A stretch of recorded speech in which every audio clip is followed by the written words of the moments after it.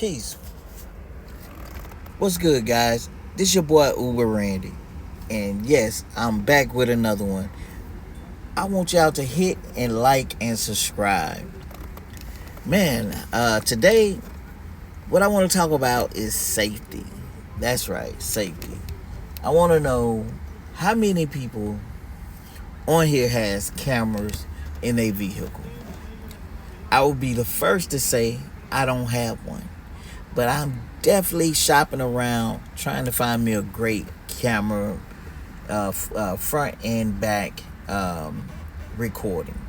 So, if you will, drop a brand down at the bottom that you have and tell me if it's good or not. Tell me which one I should get, especially for my people that's been having them.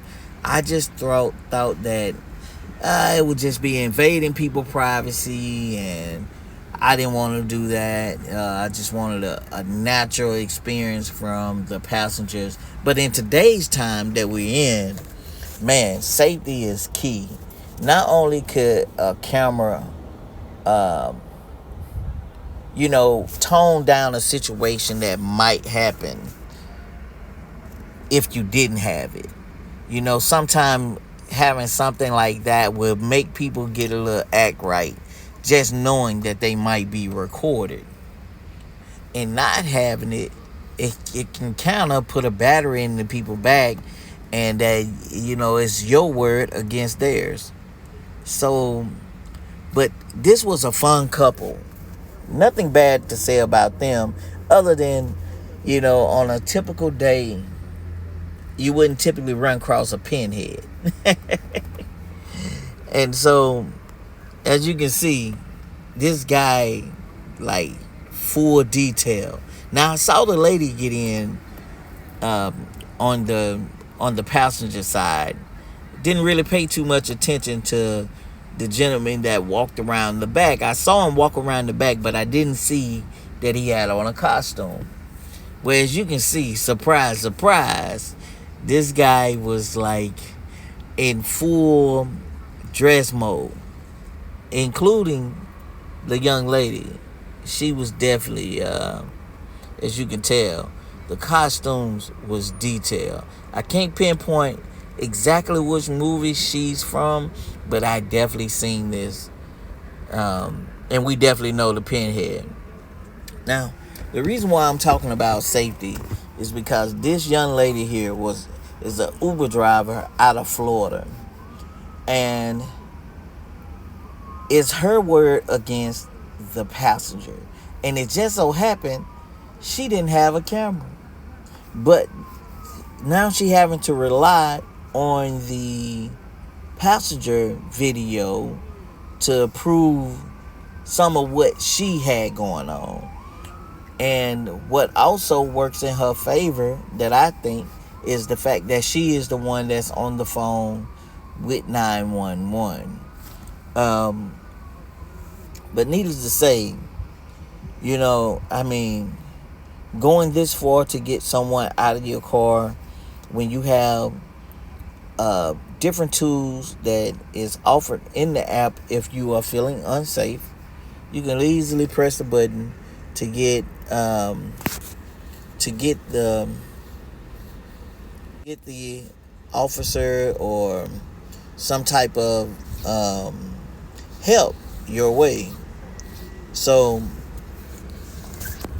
as you can see, we have this little button down here at your left corner. I'm on an iPhone, so it might be in a different location on your Android phone. But if you press that button, you get access to record my ride. You can also access 911, PIN verification, proof of trip status, report a crash. Safety Hub just give you more information. But yeah, if you need 911, you can press that button and swipe, and not only will your location be in the system for help, but like literally they know where you are. They coming for you immediately. So learn how to use these tools, man. Use that, especially if there's not physical bodily harm happening at the time, which I don't think the young lady was under threat of physical violence. She just wanted them out of her car, and she went to the extreme of grabbing her gun, and as you can see, she's pointing it at them. And when she do so, they finally jumped out of her vehicle. I think that's a bit extreme. So I just want to know, how far would you go to get a passenger out your car? And have you had to deal with anything like this before? I can tell you this, I have. And I kind of went about it wrong my first time as well. I literally pulled over to a safe spot. I didn't say anything to the passenger. He was talking about what they was going to do if I made another wrong turn. The guy that was doing all the crazy talking was highly intoxicated.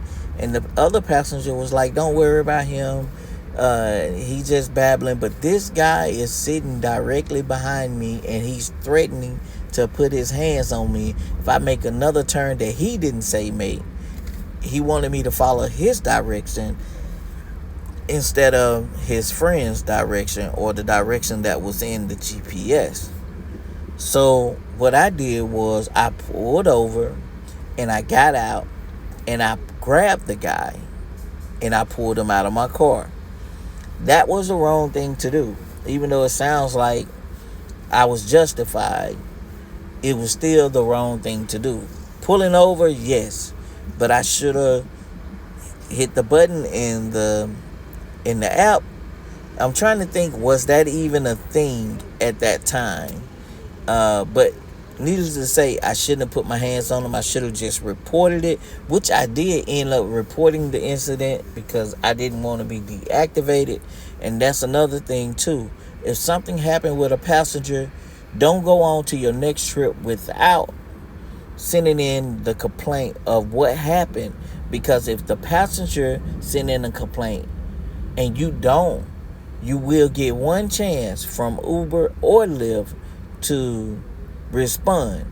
And if you on another trip, when they send you that message about what the passenger had to say about what took place and you don't respond, they will deactivate your account.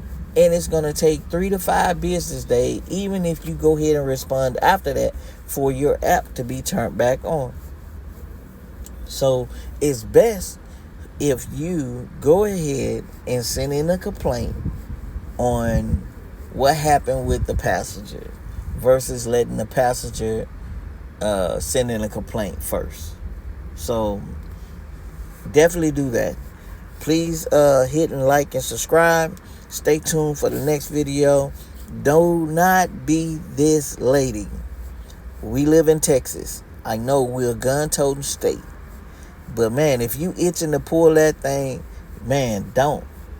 Let the authorities handle it, especially if the person isn't physically attacking you. Okay? So catch me in the next one. Peace.